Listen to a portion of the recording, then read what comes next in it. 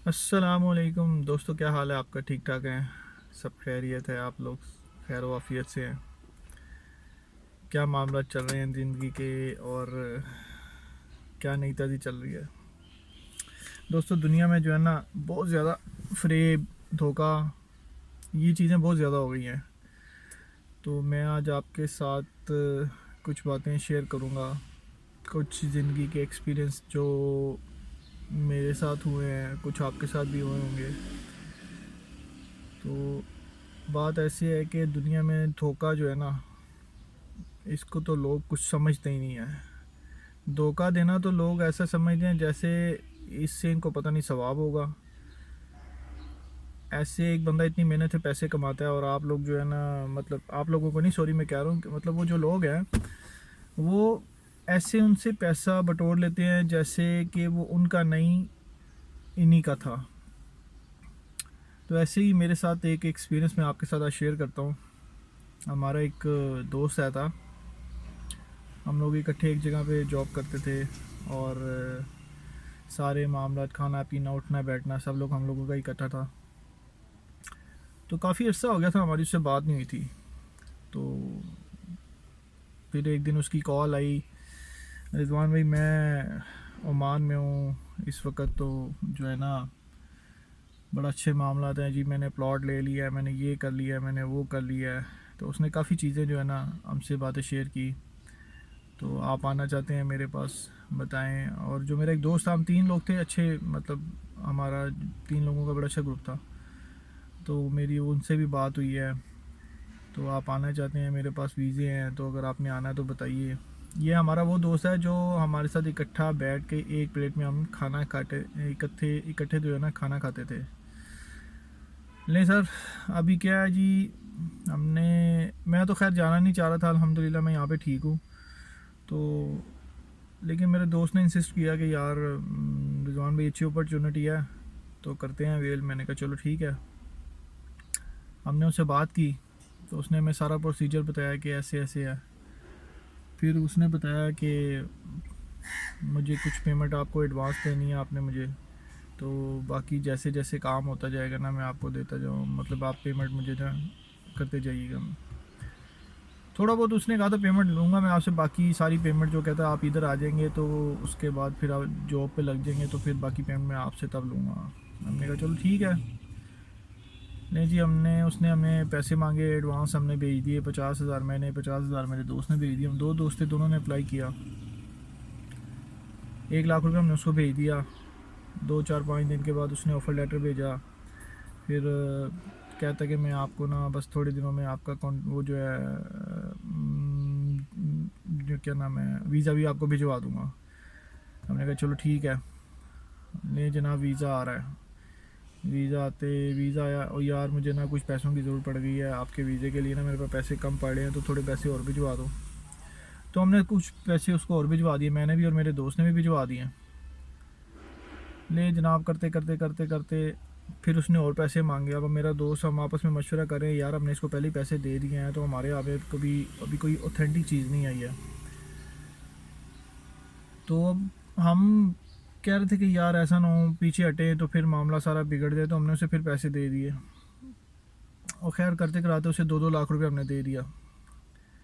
तो फिर मुझे कहता है कि बस आपका वीज़ा हो गया और आ गया है, मेरे पास है तो मैं आपको भेज रहा हूँ। उसने हमें वीज़े भेजे। हमने सिर्फ उसकी ज़ुबान पे एतबार किया कि हमारा दोस्त है, अच्छा दोस्त है, तो हमें कोई धोखा नहीं देगा। हमने जनाब, उसने वीज़े भेजे, हमने रख लिए, ठीक है। कहता जी वीज़ा प्रोटेक्ट करवाएं, जाके वीज़ा प्रोटेक्ट करवाया, 10 10 हज़ार रुपये वहाँ पे भी दिया हमने। वो खैर जनाब उसको वो भी दे दिए। उसके बाद क्या हुआ, वीज़े के पैसे भी हमने उसे दे दिए। और उसके बाद जनाब, उसके बाद कहता है कि जी जो है ना, अब हमने उसे बोला कि यार अब हमें बताओ, हम टिकट करवा लें। कहता वहाँ से पता करो टिकट कितने की है। तो टिकट हमने पता की, यहाँ से उसको 1.5 1.5 लाख रुपए की टिकट मिल रही थी। तो हमने कहा चलो हम करवा लें यहाँ से। कहता नहीं, यहाँ से महंगे मिल रही है, आप मुझे, मैं आपको ना इधर से ही करवा देता हूँ जहाँ पे मैं हूँ, तो आप मुझे यहीं पे पैसे भिजवा दो। नहीं, हमने वो भी पैसे उसको भिजवा दिए। ये हमारी उससे बड़ी गलती कह लें, बेवकूफ़ी कह लें, या जो भी, हमने वो भी उसको भेज दिए। उसके बाद जनाब उसने हमें ऐसा पीछे लगाया, 3 4 5 महीने उसने पीछे लगाई रखा हमें। अभी कर रहा हूँ, कल कर रहा हूँ, परसों कर रहा हूँ, ये कर रहा हूँ, मेरी सैलरी स्टॉप हो गई है, मेरी सैलरी नहीं आ रही है। कभी बहाना लगाया यहाँ पे जनाब वो बंदा एक है वो ट्रेंच के नीचे आ गया है, उसकी डेथ हो गई है। बड़े उसने जो झूठ बोल सकता था उसने हमारे साथ बोला। कभी हमारा फ़ोन ना उठाए, कभी बात कर ले। फिर उसने क्या किया, हमारी कॉल अटेंड करनी मतलब छोड़ दिया। फिर हमारे साथ मैसेज पे बात करता था। फिर आहिस्ता आहिस्ता आहिस्ता आहिस्ता हमारे उससे कोई नाराज़गियाँ भी हुई, झगड़ा भी हुआ, फिर सुलह सफाई भी हुई। तो एंड ये हुआ कि उसने हमारा कॉल ही अटेंड करनी हमारी छोड़ दी। उसने हमारी कॉल ही नहीं अटेंड की। उसके बाद फिर आज इस बात को 4 महीने 5 महीने हो गए हैं, उससे हमारी बात नहीं हुई है। नंबर उसने ऑफ़ कर दिया हुआ है। खैर हमने जिस के अकाउंट में पैसे भेजे थे वो हमें कहता था कि हमारे यहाँ पे कोई रिश्तेदार है, आप उसके अकाउंट में पैसे भेज दो, उसका भाई मेरे पास होता है इधर, तो मैं उससे रियाल में ले लेता हूँ। तो हमने उसको भेजते थे। हमने खैर उस बंदे को ट्रेस करना शुरू किया।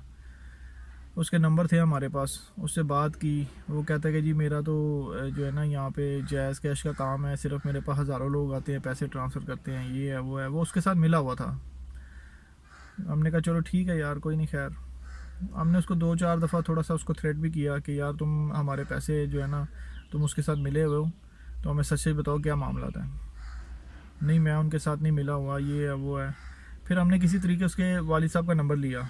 उसी बंदे ने हमें उसके वालिद साहब का नंबर दिया कि आप मुझे नहीं उसको कॉल करो, उसके बाप को फ़ोन करो।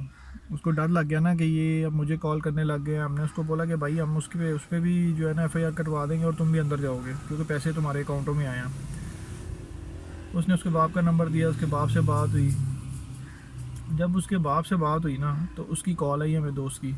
नहीं जब मैंने इसको फ़ोन किया जिसके अकाउंट में पैसे भेजे ना, उसने उसको बताया। उसकी फिर हमें कॉल आई कि आप उन लोगों को फ़ोन करके तंग कर रहे हो, पैसे मैंने आप लोगों से लिए हैं, मैंने आप लोगों को वापस करने हैं, आपका काम नहीं बना, मैं आपको पैसे वापस कर दूंगा, मुझे थोड़ा टाइम दो। काफ़ी से बाद फिर हमारी उससे बात हुई थी। वो नहीं उसके बाद फिर वो गायब हो गया। फिर वो जो अकाउंट वाला बंदा था वो भी फ़ोन नहीं उठाता था। फिर हमने जनाब उसके वालिद साहब का नंबर था, उसी ने दिया था वो बंदे ने, अकाउंट जिसके अकाउंट में पैसे भेजे। उसके बात की उससे, उसके वालिद साहब से बात की।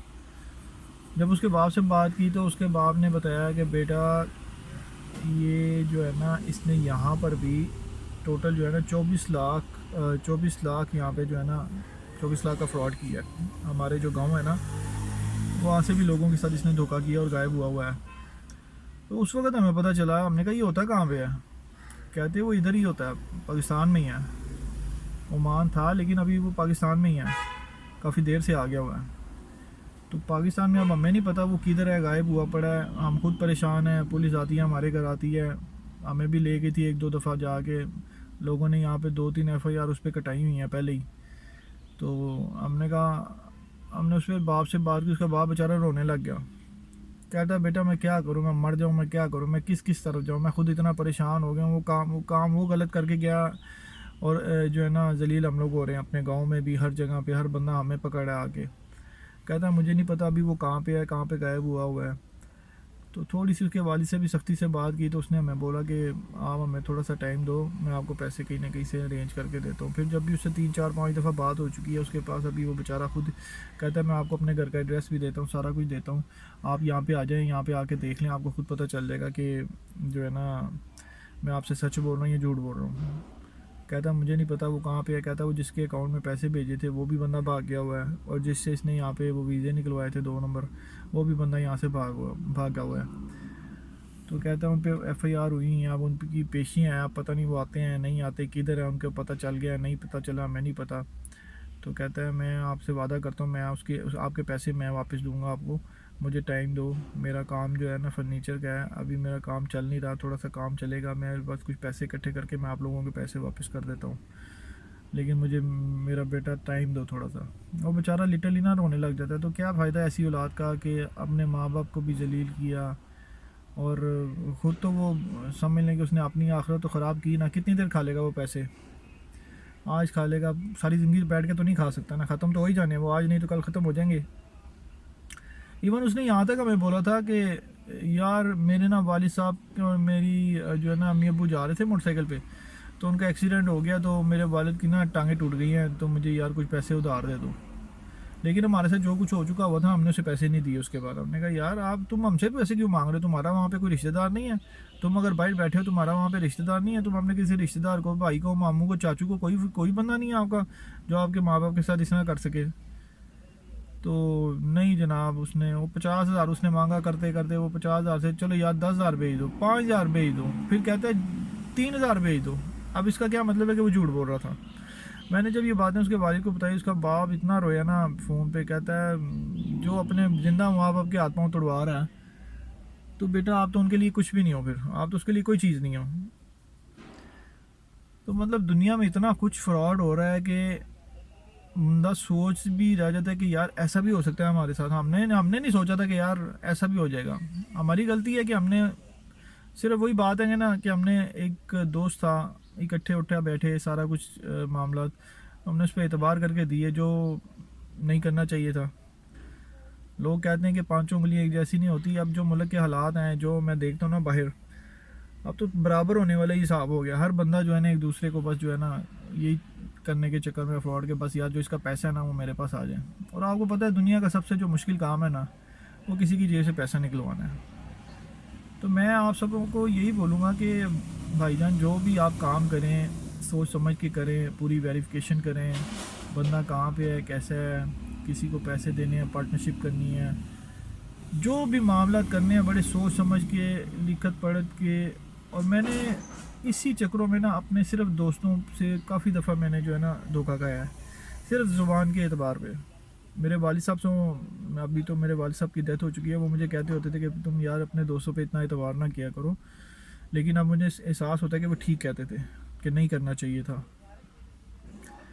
बाकी कोई बात नहीं, अल्लाह ताला ने मुझे और नवाज दिया है, वो कितनी देर खा लेगा, आज कल परसों ख़त्म हो ही जाएगा। कभी ना कभी इंसान का सामना हो जाता है। चलो यहाँ पर नहीं, दुनिया में नहीं, आखिरत में, आखिरत में देना जो है ना वो बहुत मुश्किल है। जब अल्लाह ताला आपकी नेकियां जो है उठा के एक किसी और को देंगे, तो उस वक्त एहसास होगा कि मैंने जो है ना जो ज़िंदगी में किया है वो क्या क्या किया, मुझे इस तरह नहीं करना चाहिए था। तो अभी तो हमारे मुल्क के जो हालात हैं, लोग खाने पीने से बेचारे आवाज़ार हैं, महंगाई इतनी है, लोग अपने बिजली के बिल पूरे करें, खाना खाएं, पेट्रोल डलवाएं, क्या करें, हर बंदा परेशान है।